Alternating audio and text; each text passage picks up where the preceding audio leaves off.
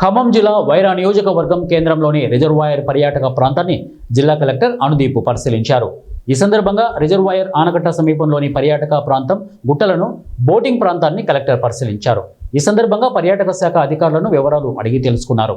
అనంతరం ఆనకట్ట సమీపంలో ఖాళీగా ఉన్న ప్రభుత్వ భూమిని పరిశీలించారు.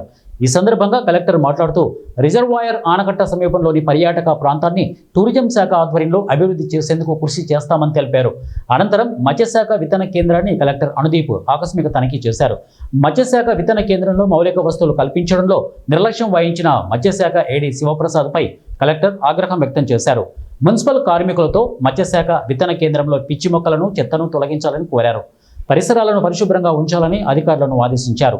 కలెక్టర్ వెంట టూరిజం శాఖ అధికారి సుమన్ చక్రవర్తి, మత్స్యశాఖ ఏడీ శివప్రసాద్, తహసీల్దార్ శ్రీనివాసరావు, మున్సిపల్ కమిషనర్ వేణు, మండల అధికారులు పాల్గొన్నారు.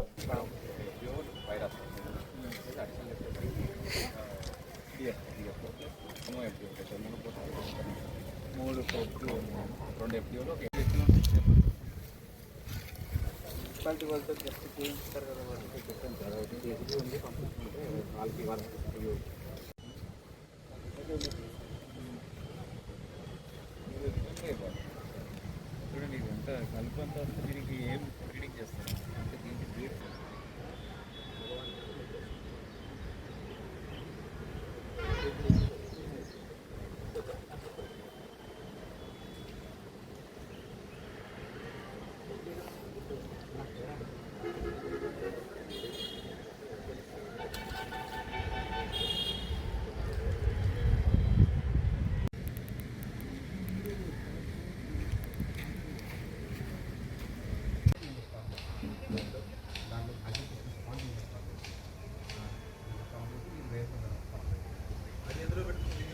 బతుకుతాయి కదా, బతుకుతాయి అండ్ ఆటో బ్రీడింగ్ సార్. 21 డేస్లో దే బ్రీడ్ సార్ అండ్ లార్వాని తినేస్తాయి.